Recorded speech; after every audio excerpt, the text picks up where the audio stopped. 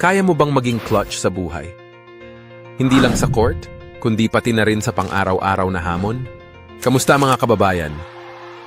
Welcome to Pinoy Court Icons, ang channel kung saan kinikilala natin ang mga pinaka-maimpluwensyang manlalaro ng basketball sa Pilipinas. At sa episode na to, isa sa mga pinakamatinding kwento ng pagsusumikap at tagumpay ang itatampok natin. Kilala nyo na ba kung sino? Si Scottie Thompson ang Mr. Clutch ng PBA. Pag-uusapan din natin kung paano niya nagawang pagsabayin ang edukasyon, karera, at pagtulong sa komunidad. Kaya huwag kayong bibitiw.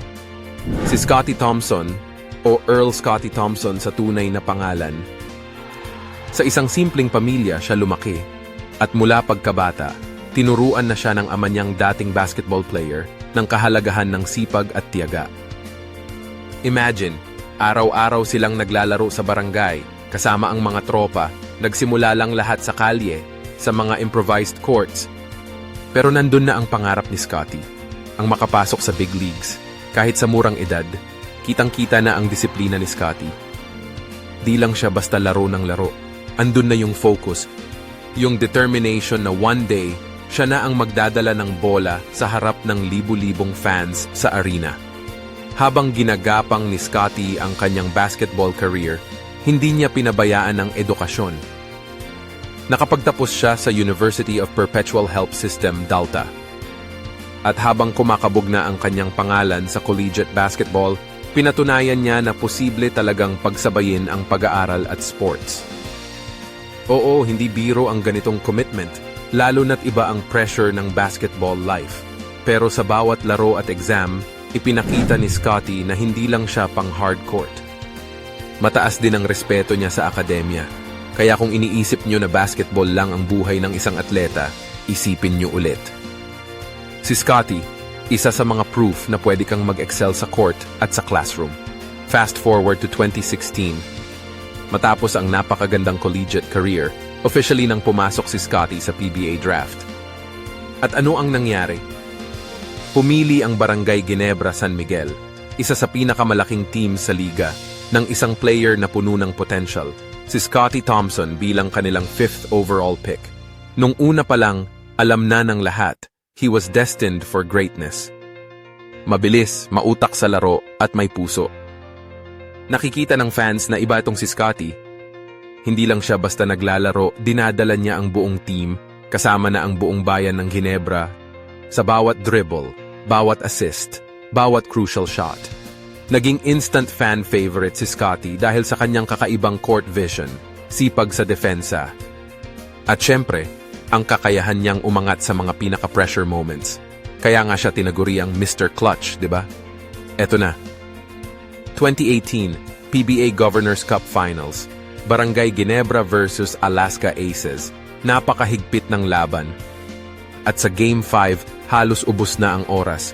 Kapag ikay nanonood nun, tiyak, nasa gilid ka ng upuan mo. Pero guess what? Si Scottie, kalmado. Bumuo siya ng isang brilliant play, pasa sa kakampi, at boom! Game-winning shot!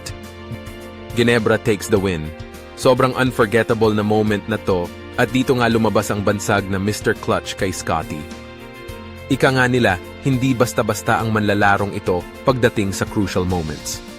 Kapag nasa kanya ang bola at malapit nang matapos ang oras, pwede kang huminga ng malalim kasi siguradong may aasahang magic mula kay Scottie. Isa sa mga pinakamahahalagang moments sa career ni Scottie ay noong 2020 PBA Philippine Cup Finals. Kalaban nila ang TNT Tropang Giga sa isang intense Game 7. Pero dito, hindi lang scoring ability ang ipinakita ni Scottie. Grabe ang depensa, assists, at rebounds. At nagtala siya ng triple-double, isang bihirang feat sa PBA Finals. Dito talagang nakita ng lahat na hindi lang basta scorer si Scottie. Isa siyang all-around player na kayang magbuhat ng buong team. Hindi lang mga championship titles ang bit-bit ni Scottie. Sa individual accolades, shining star siya. Noong 2022, siya ang itinanghal na PBA MVP, isang prestihiyosong award na nagpapakita ng consistency niya sa buong season. Naalala niyo ba ang mga plays na nagbigay ng clutch moments? Hindi ito nabuo overnight, pero tuloy-tuloy na pagsusumikap at commitment ang sikreto. Pero ang nakakabilib kay Scottie, hindi lang siya umaarangkada sa hardcourt. Kahit malayo na ang narating niya sa professional basketball, binalikan niya ang edukasyon. Sa 2023, matapos ang ilang taon sa PBA, nakatapos siya ng kanyang degree sa Physical Education mula sa University of Perpetual Help System Delta. Naging inspirasyon to sa napakaraming tao, lalo na sa mga kabataang atleta, na hindi hadlang ang pagiging abala sa sports para makapag-aral at magkaroon ng diploma. Pero teka, hindi lang sa edukasyon outstanding si Scottie. Pati na rin sa community involvement, all-star din siya. Aktibong sumasali si Scottie sa mga outreach programs, lalo na yung mga basketball clinics para sa mga kabataang mahihirap. Dito niya itinuturo na hindi lang talent ang kailangan para magtagumpay. Mahalaga din ang disiplina at tamang pag-aaral. Kaya naman, hindi nakapagtataka na si Scottie Thompson ay itinuturing na role model para sa mga kabataang atleta.